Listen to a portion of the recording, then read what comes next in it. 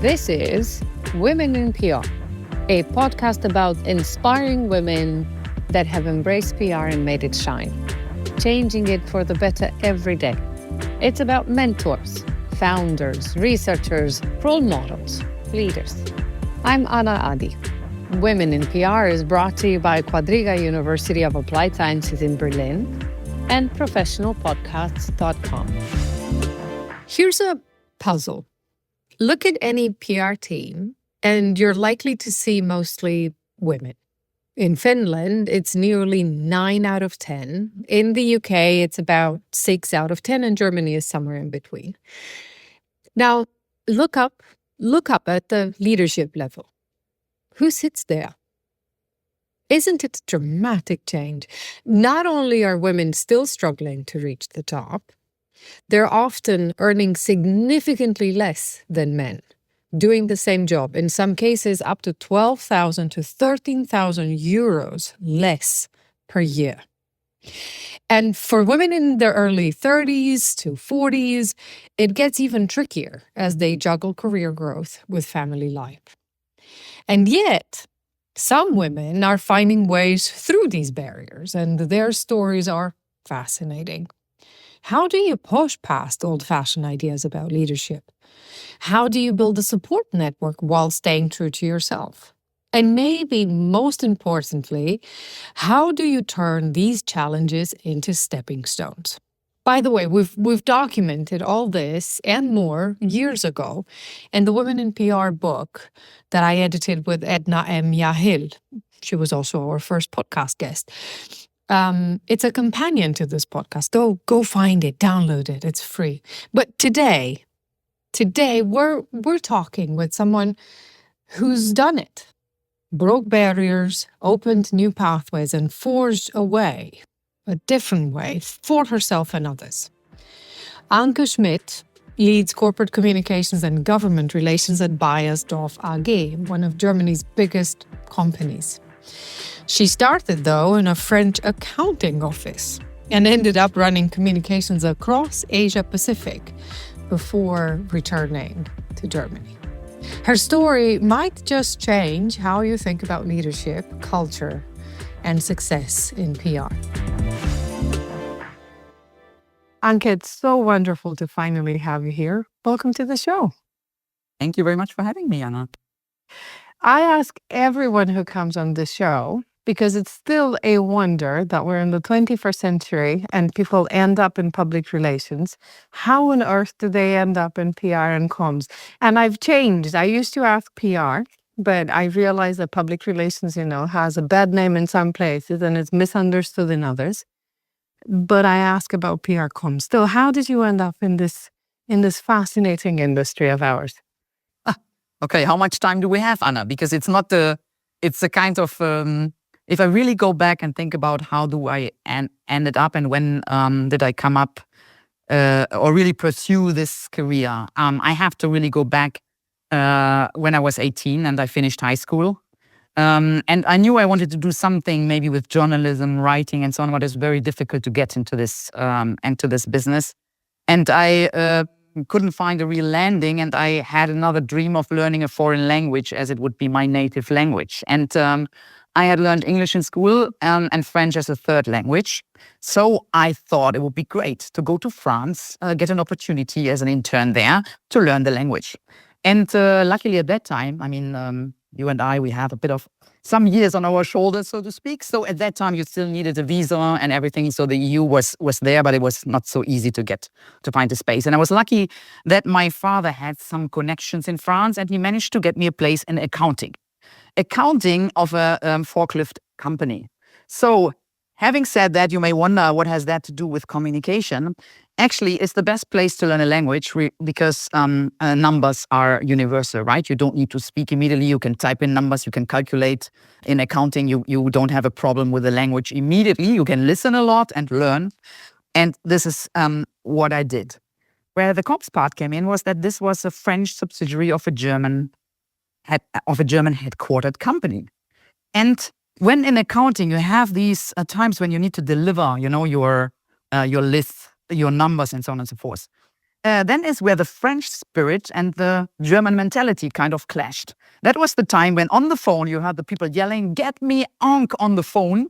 And then the Germans were telling me, "Miss Schmidt, we are waiting for the lists. They were due today. Where are they?" And then I'm talking to the French guys and they say, "My goodness, they shouldn't make such a fuss about it. It will come today or tomorrow. They shouldn't be really so, mad about it." And then I had to find a compromise between those two souls. And actually, I found that really, really interesting in terms of intercultural communication and intercultural understanding, because I thought Germans and French are not so different. I mean, we all know they are, but at that time, relatively speaking, compared to when I moved later on to Asia, we were neighboring countries. But I realized how different the two cultures are. And there is a need for communication and for basically international corporate communication, intercultural corporate communication. And this is when I decided this is the way I want to go. I don't want to go into journalism. I really want to focus on that one. I mean, I was supposed to spend like 2 months as an intern. I afterwards stayed a year in France and learned my language and whatever I had planned to do. But then I really had to get back. Because people were saying it's nice that you earn your money there, but basically in Germany it's not it's no training, it's nothing special. You need to get going on university and so on and so forth. But my plan to then really make this a profession and think about how I could add some value in this intercultural context in corporate communication, that was basically what I think the starting point. I'm just thinking that out of all the places where you could have dealt with numbers, you go from a country in Germany, where you get anyways your numbers awkward from 20 onwards, right? Because it's the small digit before the last digit. And you go to France, where you start adding them up the moment you pass 50. Just let me say that I think, there are other numbers that you could have dealt with far, far more easily into that. But so this was where it started. Of course, you would say in France that, it's not such a big deal that it comes tomorrow. How did you end up in Asia? You've mentioned that already. What was that all about? Actually, it was a bit of chance, so to speak. I mean, I should mention I studied French literature. So people today who ask me, you are heading one of the DAX 40 corporate comms departments, and what did you study? I have to admit that I studied French literature. I have a master's in French literature. I wrote actually about detective novels. So this actually was kind of, the paving ground. I mean, the perfect ground to become a corp comm lead. But joking aside, I think I did what I loved most. I knew that I wanted to go into communication. I spent, apart from studying French literature, I studied economics and political science, so political science. There was a master with, this was at that time still possible to have these 3 subjects together.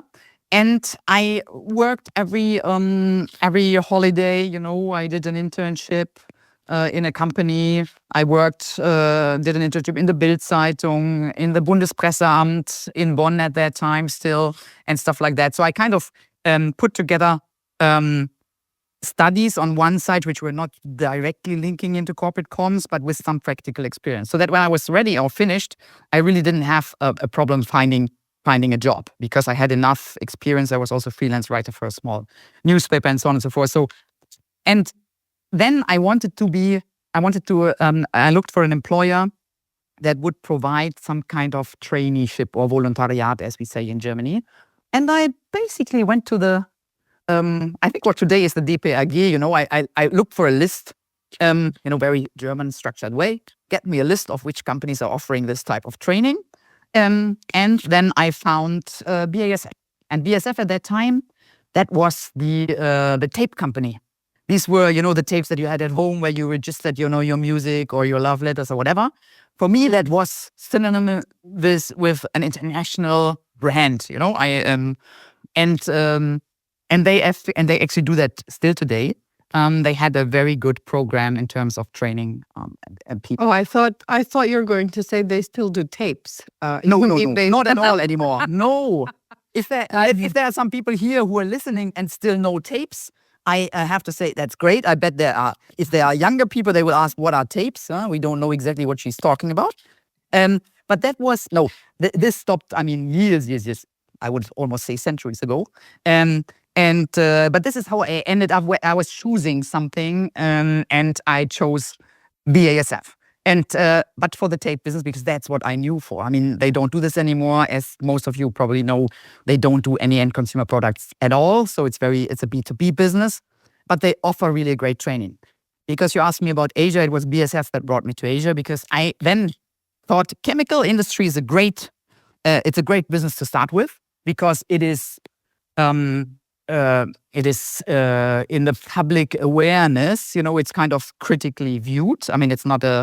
It's not a walk in the park, and rightly so. There are a lot of concerns, and they need to do great public relations. And I have to say, I also found when I interviewed that they had really a well-structured strategic approach to different target groups and so on and so forth. So what I was looking for, and I thought, let me start with this. And once I've learned all the traits of the chemical industry, everything else will be walk in the park. I will obviously leave after my 2 years or something and go back to a more beautiful city. And actually, when you ask me, what started as I would stay for 2 years, I made it up to 24 years. I started in BASF. I was able to shorten the training because I could convince the people that I had quite some knowledge already. So they gave me a permanent contract as a spokesperson. And I thought, oh, that's actually great, so I stay a little bit longer. And I did this maybe for 1.5 years, and they asked me whether I would go to Singapore. And I have to say, I thought, wow, I don't know anything about Asia. I don't know anything about Singapore. I was the French girl, right? And I went there for 6 months because it was an exchange between an Asian colleague and who was supposed to learn about German headquarters. And for me to, and they needed somebody to replace in Singapore. And they asked me. I was actually not the first choice because there was another colleague who had much more experience than I had at that time. I was fairly young still, but she got pregnant and couldn't do it. And so I came into the game, and they asked me to go, and I went for 6 months, and this was basically started. I came back in between, but then I went again for 8 more years, and had an amazing time in terms of building up corporate comms for BASF in Asia Pacific, a market that for the chemical industry was and still is a very important market, and to help support building the business and run corporate comms in Asia Pacific was a terrific experience. But let me stop you there for a little bit, because if counting in French is a headache for most of us, mere mortals who have learned French but don't speak it daily, going to Singapore is a different world. That city-state has a different rhythm. And it's a melting pot of a variety of cultures. And I would imagine that applies to business as well. How did you land? You called yourself the French girl. What do you recall from your initial impact with Singapore? And then is there anything from your, 8 years, it is quite a career.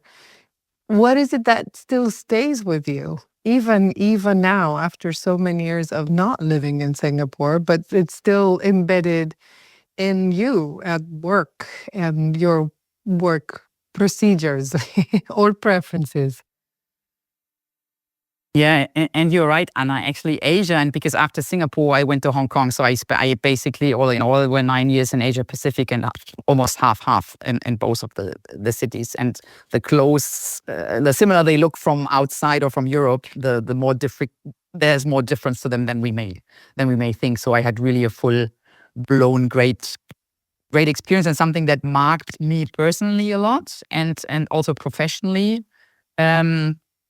Because I think, first of all, I'm a strong believer in having international experience and having lived in another country. It is different and not always easy. It's really going through the motion, and what we call culture shock was truly there. It would be wrong to say that it was all nice and sunny sailing, it clearly was not. I mean, there were a lot of evenings where I was literally crying into my pillow, because it was difficult for me to understand, to read the sign. I mean, to read the signs in terms of the interactions, and at the same time, and of course, in hindsight, it's more easy to say it was extremely rewarding because going through the motions, I think, is important in terms of learning about yourself, in terms of how do you deal with the setbacks, how do you deal with crying on the one side, but then getting up and getting the energy and saying, okay, let's try this one or let's try that one.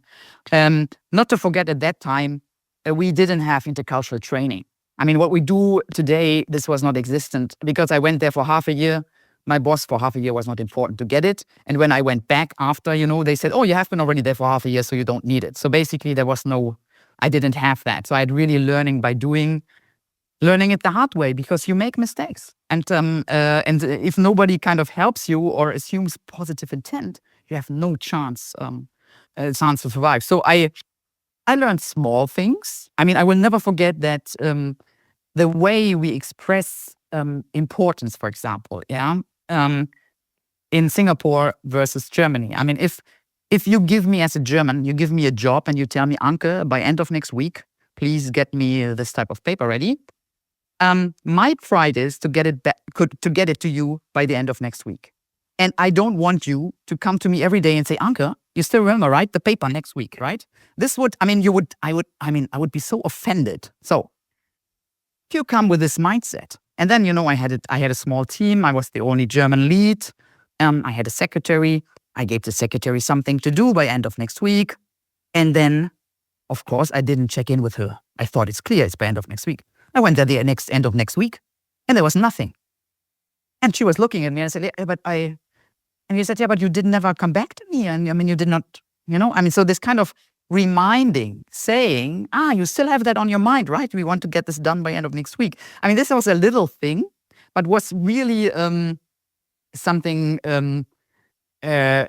which I will never forget because I then, it was a very practical example to find out what leadership means in terms of how close are you to people, how much freedom, what we call micromanagement in one culture, maybe actually expected, or maybe good leadership in another one because you take good care.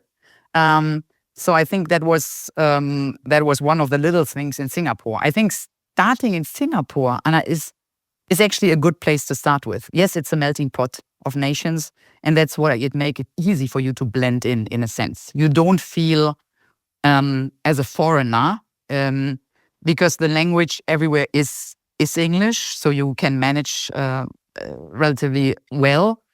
And the life in Singapore is easy. It's actually Asia for beginners. It's Asia light, I would say.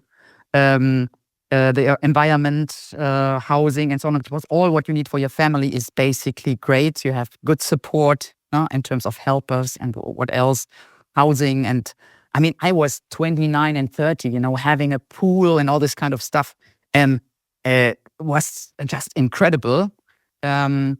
And at the same time, on the business side, obviously, to be a young female leader in the context of an Asian organization was also not easy. I mean, because I was in charge of Southeast Asia. And then afterwards, BASF had a big investment in China and was represented in Japan and Korea. Korea also very important production sites and so on.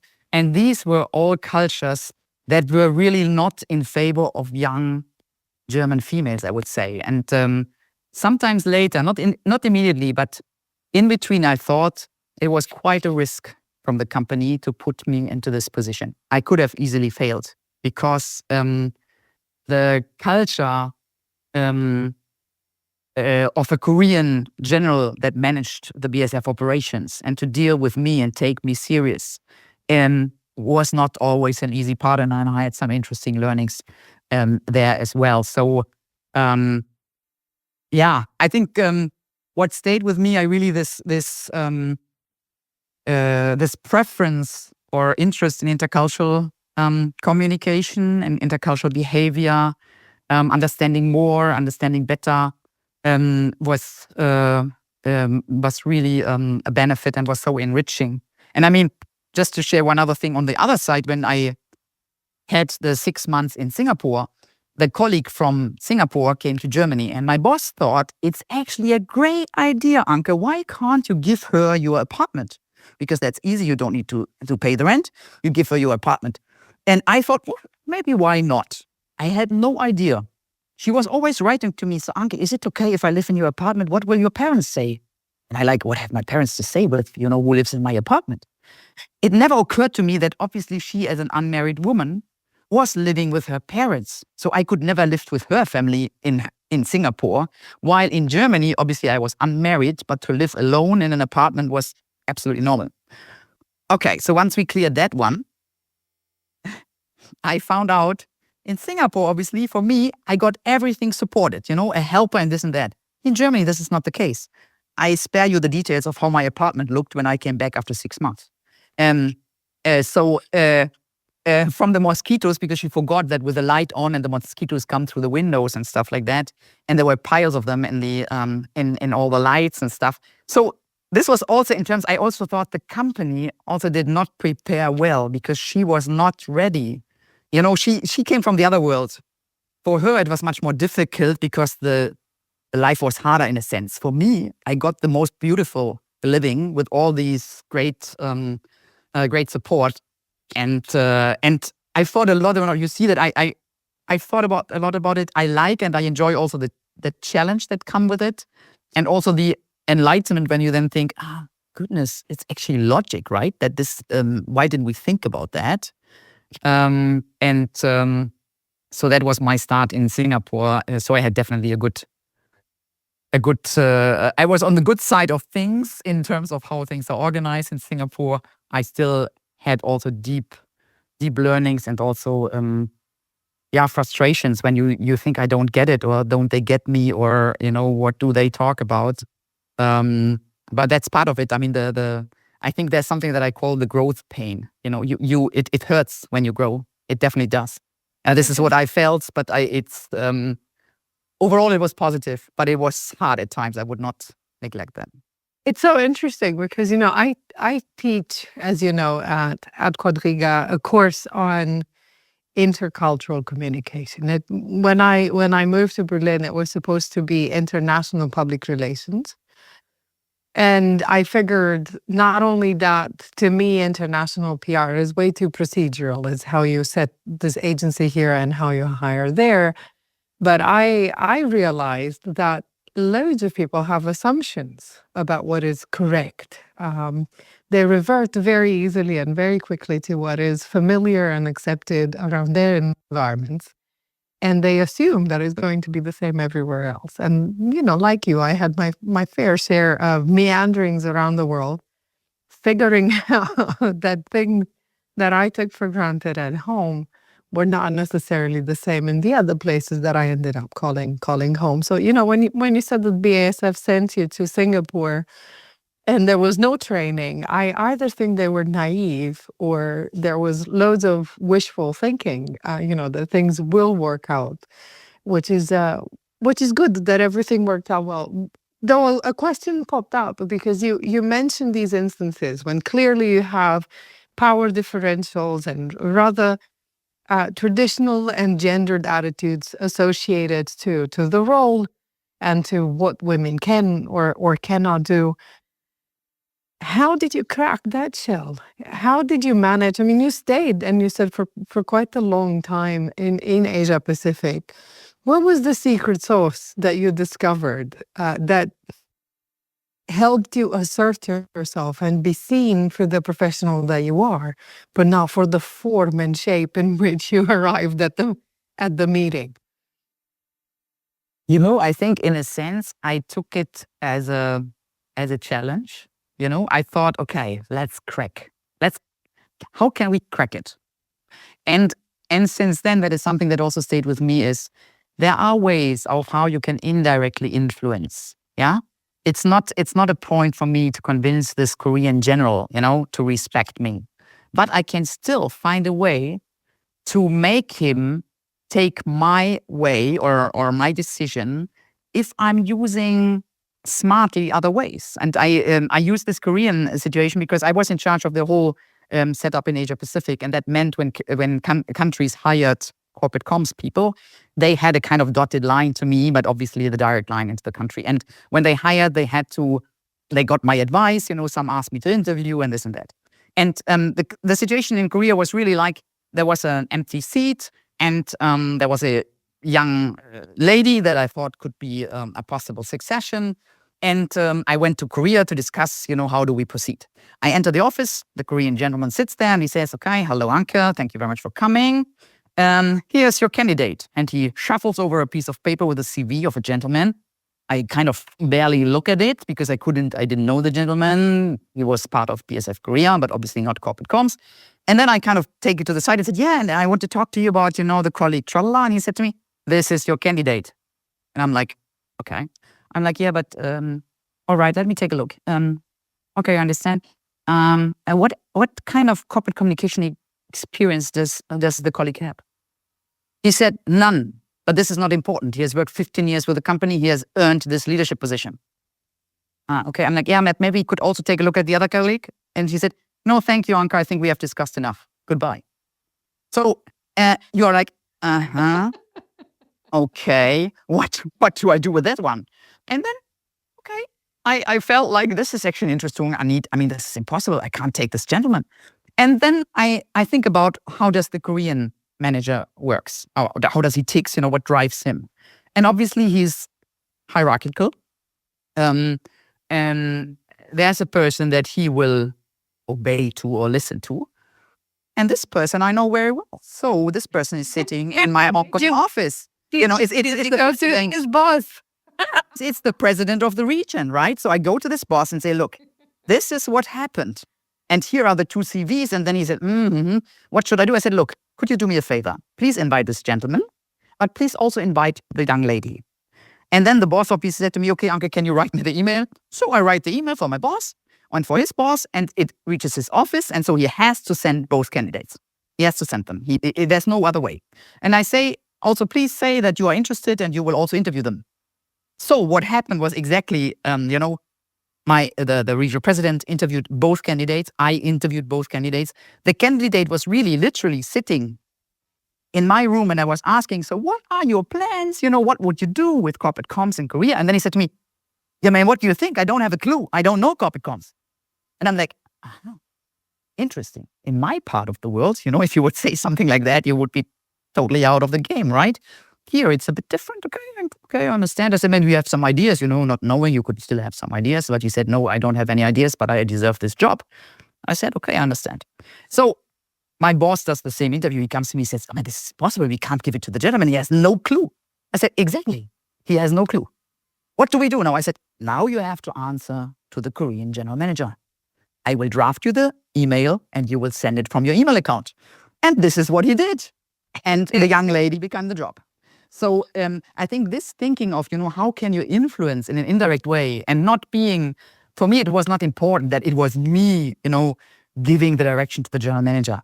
Basically, I don't care. I wanted the right solution. And if I can manage it through different ways, and this is something that I would always encourage also people to think about. There are really great ways, even if you are, let's say, a small potato in a sense, of how you can influence decision-making in a very meaningful way and a responsible way, because people listen to different people differently and you may have an agenda or not. People respect you in a certain way. So you can manage the destiny of the business of the company in very subtle ways. And I really enjoy thinking of how the mechanics work and how can we influence that. And this is something I took also from Asia, but it's a kind of, you need this kind of, it's not a player mentality, but you need to take it a little bit as a challenge. Otherwise you get nuts, because it's frustrating and you feel, this guy tells you have to hire this gentleman and he's basically hierarchically higher than I am. It can be highly frustrating, right? To think, oh my goodness, now I have to, So that was really interesting. And I think you learn flexibility also. I will never forget this possibility in China. If you work in a joint venture and you think about the Germans and the Chinese, It was the biggest investment of BASF history at that time, and it was supposed to be inaugurated. And the Germans said a year before, Anke, next year we do this inauguration. Please, could you come up and plan that with our Chinese partners? I said, a year ahead, I'm very sorry, the Chinese partner will not think about it. It's too far off. Okay, I could put them at peace for 2 more months. Then in January, they definitely got very nervous. Anke, I said, I can still don't talk to the Chinese. I mean, I can talk to the Chinese, but they will never see the urgency. They may come up with an auspicious date, because we can find that out very early. Okay, let's make it the 28th, it's an auspicious number in September, very fine. But I can't talk the details. But the Germans are on your back. So I thought, okay, I will give them a plan. They want a plan, I will make a plan. I don't talk to the Chinese about the plan because no point.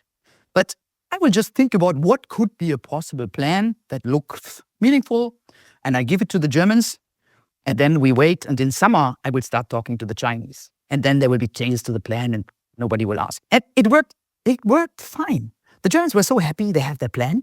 It was like, it's something that, and it's also interesting because that's how we work. We plan ahead, and that is our strength.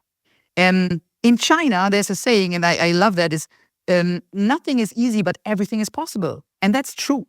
They can come up in no time with things and build up stuff. And I mean, one of my most funniest examples was exactly as we are there now. We do the inauguration, and I walk with my German CEO through the site. We see the where the event should take place, and then there's the backdrop, and our logo is wrong. And I look at my Chinese colleague and I say, "Well, this is not the BASF logo." He said, "No, but this is much nicer, isn't it?" I'm like, all right, this is much nicer. It's not really the category that we are discussing here. And obviously the CEO looked at me and I'm like, yeah, we will settle that. No worries, we just walk. And then obviously we managed it because the Chinese are able overnight to change the logo, which in Germany would not be possible, maybe due to night work and stuff like that. And they did. But I think also you're thinking about but this is much nicer. You give it a bit of a color, la la la. So and I, just this, you stand there, you see it, and you're like, my goodness, we would never play around with a logo, right? It would never occur to us. And there you are, and it's one day before the event, and there you look at the backdrop, and it's a major problem actually, but you can solve it. And also kind of taking it with a pinch of, that interesting? I mean, isn't that interesting that somebody could just think about, I embellish the logo a little bit? And I think you have to take it with, you have to try to balance, to don't get too worried, too panicky about these things. And you also can settle them in a country like China in a way that you would maybe not able to settle in Germany. You are in an equally challenging and fascinating role at BioStuff right now. Do you still play that chess with people, or as I call it, social network tag? I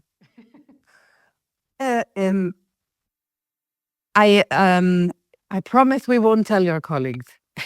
No, it's something that I'm actually talking also with my team about, because I think it's something that in terms of influence and impact is important to think about, and to do it in a responsible way, to really try to understand the different players. And sometimes we are more objective, and people, if personalities come into play and preferences, and then some things look like they are personal decisions, while we come in and can make it a professional suggestion, and we talk about it and try it. And yes, I found that it works in different ways in many places, I have to say, because you always find things which are more personal and where you can try to give it a more objective spin. I think this is the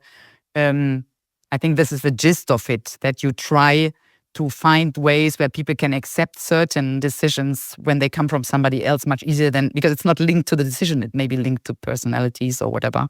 So yes, we are talking about it, but I think it's also important to do that in a responsible, meaningful, and very in a way that you're clear you are doing this now, right? And it's also important to talk about it, why we do it this way and how can we do it, how can we make come to our preferred decision, how can we help this. In the end, it's about the company, doing the best for the company, but sometimes it's also about making life easier for corporate comms, for our own team. So it has both perspectives. And to talk about it, I think it's important. And to think about how can we strategize. I mean, it's a bit of a game in that sense. You see who is influencing whom and how can you get into that game in a sense, but in a positive spirit. Yeah. It's just it reminds me. I mean, the way and the examples that you share reminds me a little bit of what I cover when we talk about theories of public relations, right? And there's this fascinating concept that comes from the postmodern school of thought that invites people to think of power and power relations. And it comes a little bit as a critique to everything that we've seen coming up from this management perspective of public relations. You know, we're managing resources and processes. And the invitation there is to devolve, is to split up power and influence, so hierarchy and influence. And therefore, the suggestion is that, you know, if you don't like the decision, don't support the decision, even if you're the specialist as a communicator, the traditional way would just be to accept, right? This is what my bosses are telling me. I just do what I'm told. Whereas this new way of thinking is inviting you to look around. What are the centers of power? What are the centers of influence? And in a sense, rise up against, right? But that's a very scary thing to say in comms. My students usually wobble the first time when they hear that. And I said, but you do have a way, you know, of networking around those power structures and therefore build networks of support within the organization. You know, and then there's obviously ways in which you can bring information and research and everything, your knowledge that you have to support the particular decision. But this theory is also saying that we assume that there's this vacuum of power, right? That all the decisions are taken in a room. Maybe in a German room it works like that, but you've said it in very different ways, right? That everybody sits in a room, that they agree on things, and then they're going to come out of the room and it's settled and nobody is going to take a different decision after that.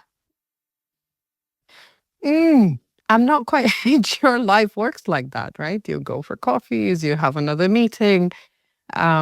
Decisions seem to be hardly ever final, unless you're, again, in a Western culture where things are written, they're consigned, they're determined, and then we move on. Let me keep you a little bit on this fascinating responsibility that you have of leading comms in global context, because that's not an easy thing. How do you do that? Arguably, not everybody can be pleased at the same time, and not everybody wants the same thing from you, countries-wise, department-wise, stakeholder-wise. So how do you turn the impossible into possible? You know, I'm not sure that it always, I always succeed. And I think that is also part of what you have to acknowledge, that in most of the cases, you try your best, but it's also, you know, you will not always win. I think, and this is also something I think this is also important, because if you think this game is something you have always to win, you go in with a different attitude, I think. And this may not be helpful to find the compromise. I think for me, it has helped tremendously to work outside of the headquarters, because I understand a little bit, at least, about the difficulties that you have in other parts of the world. Because generally you have a small team, you know, where in the headquarters you have an expert for everything and every expert sends an email.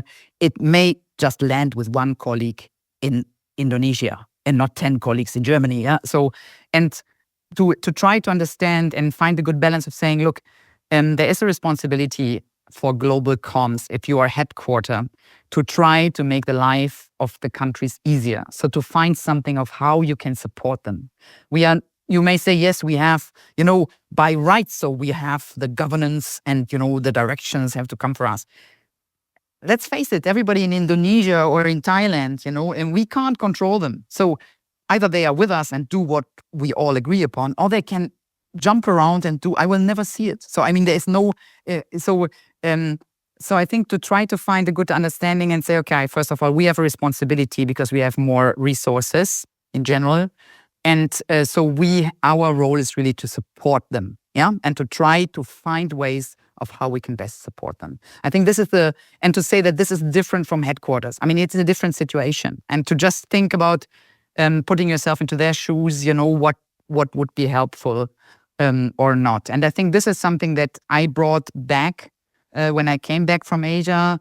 And that was very close to my heart, to think about how can the global team get a more global perspective in terms of the people in the countries generally, they are looking up to headquarters. In most cases, it's not a problem, at least for those developing teams. They will look for guidance. It's not that they don't. If they don't do it, it has nothing to do with power games. In most of the cases, this has to do, they just don't have the resource. They don't know how to do it.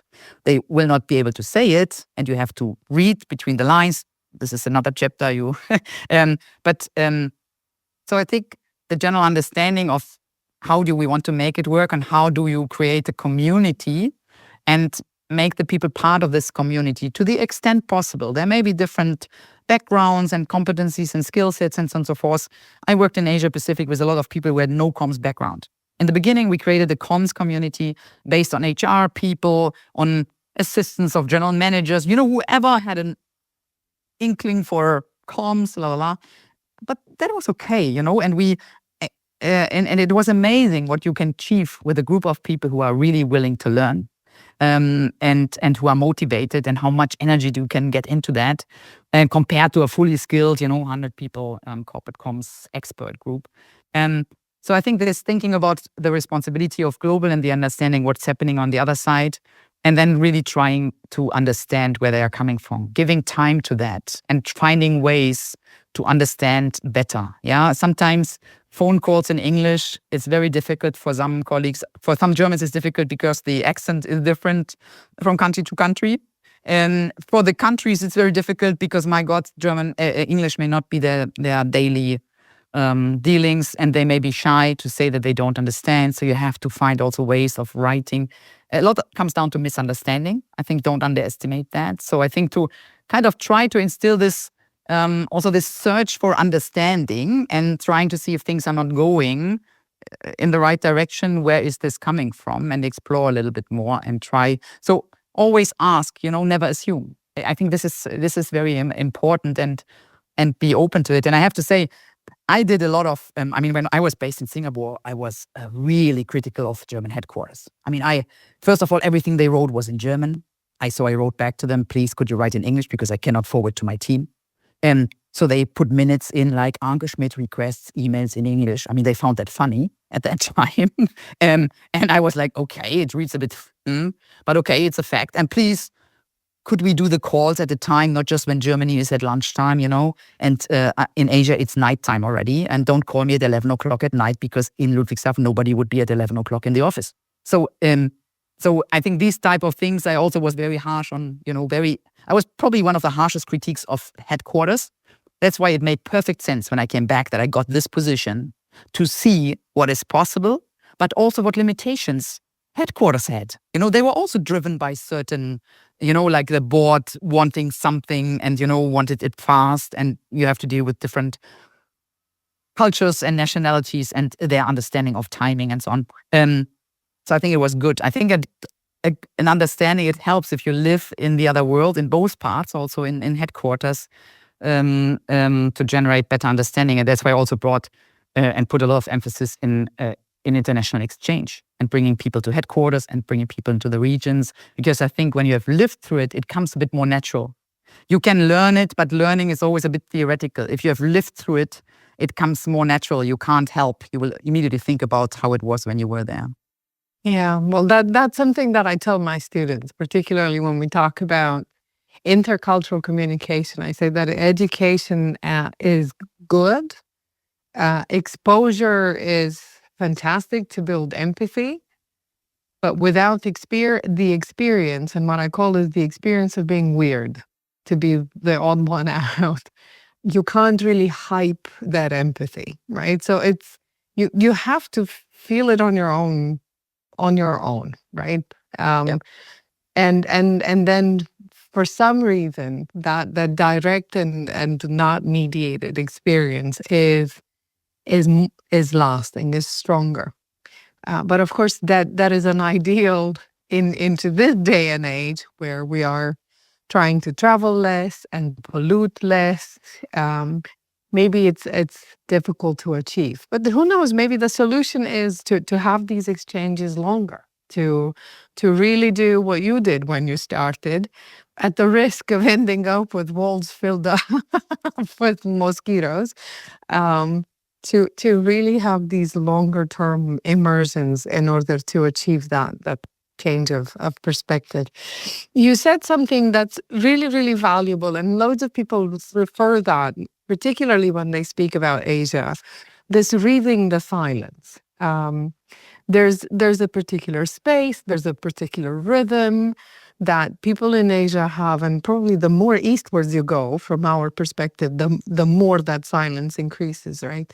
To a point that when you're in conversations, the silence becomes uncomfortable in these exchanges. But I'm just thinking more of the metaphorical silence rather than these pauses that we take in conversations. How do you deal with identifying when your teams in Asia need help? Considering, that as you said, it takes a while to formulate that.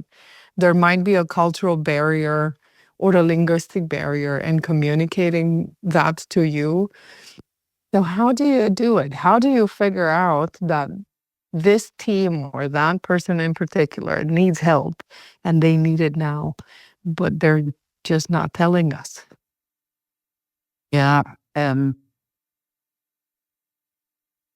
I'm, it's still work in progress in the sense, I think you never get, or I'm not perfect at it, but I have today a better sense of thinking that there's a problem than assuming that there is no problem. From what I've learned in Asia, it is more that silence or no answer, or the email goes around, it beats around the bush, it's not addressing what we have asked. I then assume there may be a problem. Yeah, I may assume that somebody, it's actually a more, cry for help is a bit too big a word, but I rather wear on the side on let's offer help. So I think it's then about offering. In Germany, and this is something, if you think about it, when I think about what we have talked about and you hear me talking and you know me a bit, I'm clearly not the Asian type, so to speak, right? I'm far too direct. You can read me, high energy and so on and so forth. So you can imagine that it was a big learning for me in that culture. And thinking about who I'm somebody, if you want something or I want something, I will speak about it. I will open my mouth. So it's probably the extreme, the extreme other side. And that's what I've learned, is really to not assume that it's exactly the way I would approach it, but really go to the other extreme. And I found out when you offer help, people take it, but you should not be like general, let me know if I can be of any help. This also doesn't work in most of these cultures. It can be a good starting point, but you could also say something, would it help you if I start working on la la la? Or shall I talk over and draft the interview? If you are precise like that, they will say, oh yes, that would be great. They will never say, please draft the interview. I don't, in most cases, I'm generalizing a little bit. But I think if you lend your hand, you reach out, but with a very precise offer, if they need it, they will say they need it. If they then say no, then it's also no. I may have misread them. Yeah, it's but so don't be too general. Be precise and make it easy for them then to take the offer. And I have to say, I read a lot. I can read a lot in. It's really funny that this experience stayed with me. It really marked me a lot. We had these days here in Hamburg, in Bayersdorf, the visit of the vice mayor of Shanghai, actually yesterday evening, and the preparation of this visit. And I knew exactly when the email came in from the Chinese colleagues, I knew that this would be a mountain of work. I just, and they made it look like, he just wants a R&D lab tour, but you can imagine the whole protocol and all the stuff around it. And for Did you have to build a bigger entrance? I've heard cases like that when, the Chinese official came in and the protocol team suggested that the entrance is not worthy of the status of the Chinese official. So okay, we didn't get down that lane. Yeah, I can imagine, but we didn't. Yeah, bigger doors had to be installed and no revolving doors. Thank you very much. all right. Yeah, we went away from the revolving doors because it would have been difficult to get the whole delegation in because they hadn't enough time. And I learned yesterday that a dinner of 20 minutes is absolutely possible seated. So I think because they didn't have a lot of time and they didn't come only to visit us. They were here for Hamburg and the the 20 minutes. So you were saying that they came, a great amount of work. Sorry, I've interrupted you with No problem. my door question. And how did you align the entire team and get it done? I mean, you've said that Germans need way more time to prep. In that sense, I just said, look, take a look. Yeah, no, I mean, I advised them. I said, take a closer look, build a team. Think about what is needed.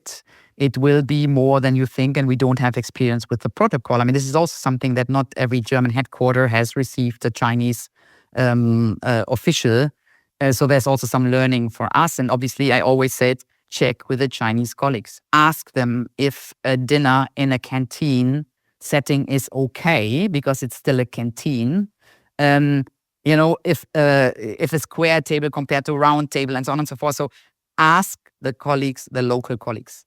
Make sure you align everything with the Chinese colleagues. And I mean, they sent 4 people ahead of time to come to make sure, water bottles and green tea and everything is ready.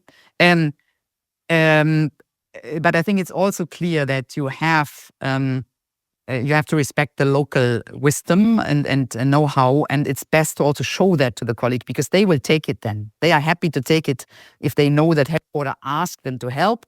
They will readily do it. Will they come by themselves and say, look, we need to be here to make sure everything is fine? I don't think so. I'm not sure. Some may not. They may send subtle signals like, I will be there already on Thursday, But we may miss these signals because in general, German culture is a bit more direct. So if you don't say it, chances are that I may not read it correctly. So I think also then taking the Chinese responsibility and taking their expertise and making sure they understand that we rely also on their expertise. We are ready to work with them hand in hand. And this worked very nicely, actually. It was a lot of work. My team said to me, my goodness, yes, but the Chinese colleagues were very happy and the vice mayor was very impressed. So we are looking for a prosperous business in China now. Well, then congratulations. That's not easy to pull off. But very good that no entrances had to be moved. I'll bring you to one more question, and I know it's close to your heart. Otherwise, you wouldn't be so active. There is a Global Women in PR chapter in Germany. You're actually one of the founding members. You haven't got enough to do, is it? But leaving this comment aside, what drove you to insist that Germany needs a chapter of Global Women in PR? And how do you think the work that you do there, the mentorship that you organize and you provide, is shaping German PR? I have the big credit to this. I have really to be honest, and the big credit of driving the Global Women in PR has to go to Cornelia Kunze. So she was the driving point behind everything, and she was the one contacting me. And to be very to be honest and also true to history, initially I was a bit skeptical because I'm not a big fan of these women's circles. I believe in mixed teams and so on and so forth.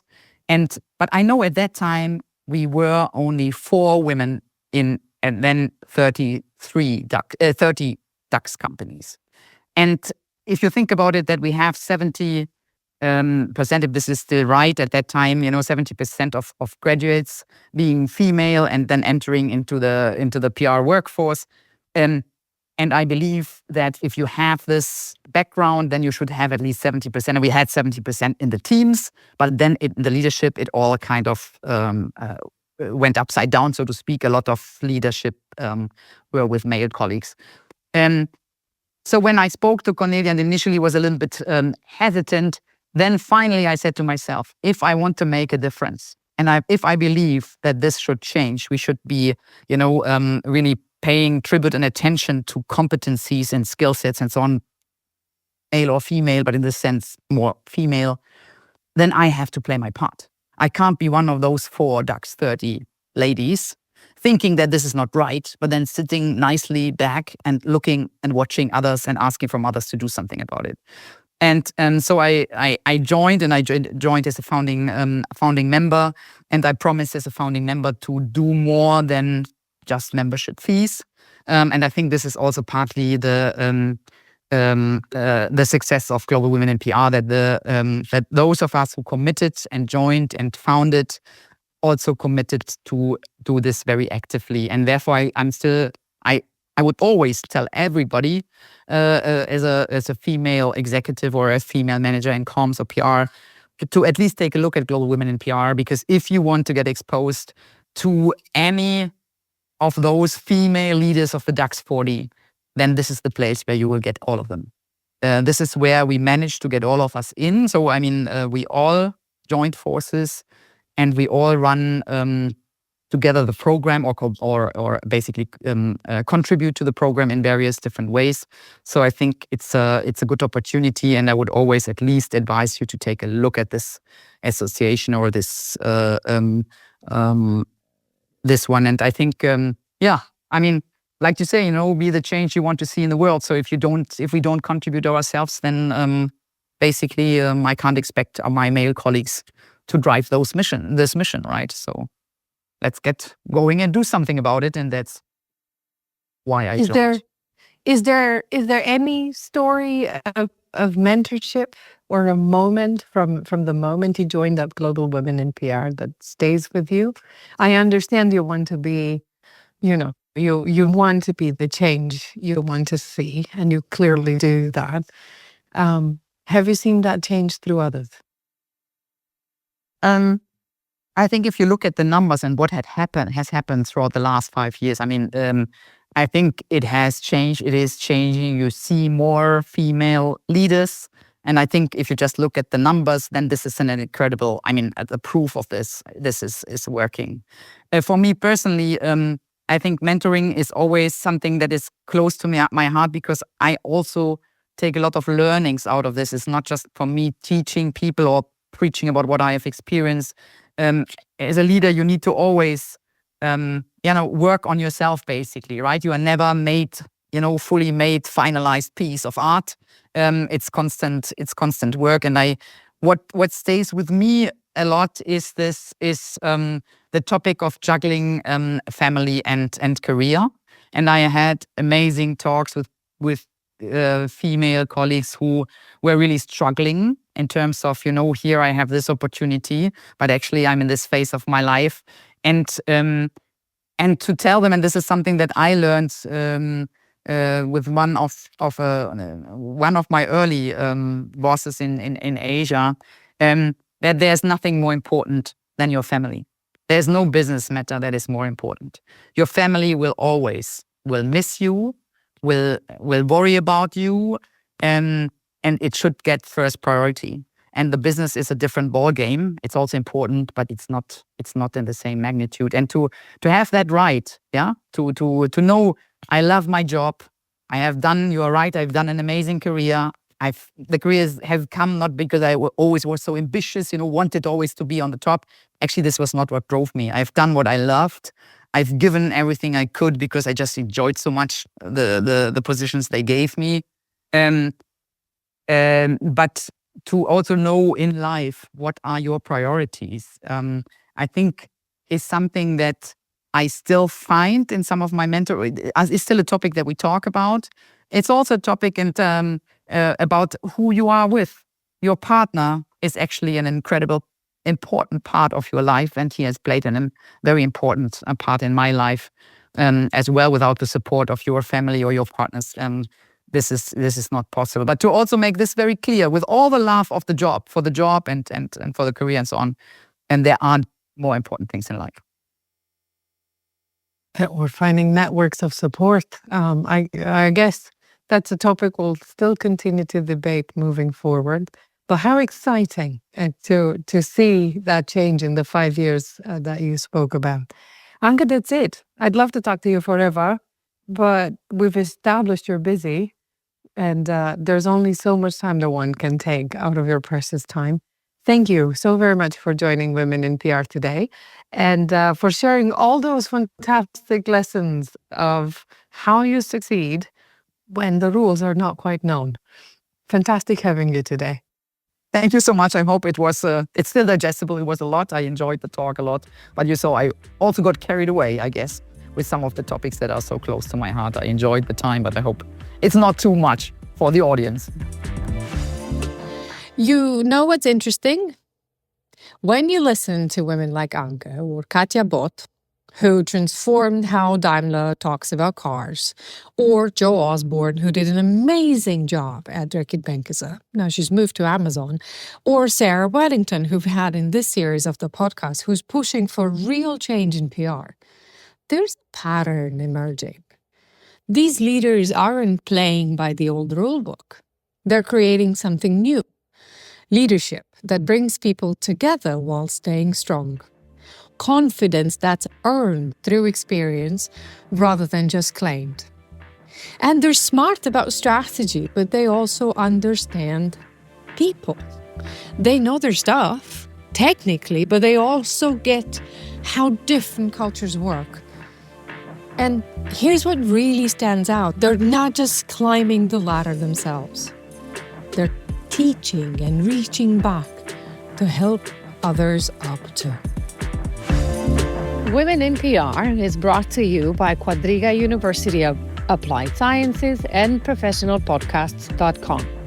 To learn more about the show and my guests, do check out the show notes. I do have show notes now. And if you like the show, please do share it. Now, if you have comments and suggestions, you can find me on LinkedIn or Instagram. Yes, I've moved from Twitter. I am on Instagram. I am Anna Adi. Thank you for listening, and till next time.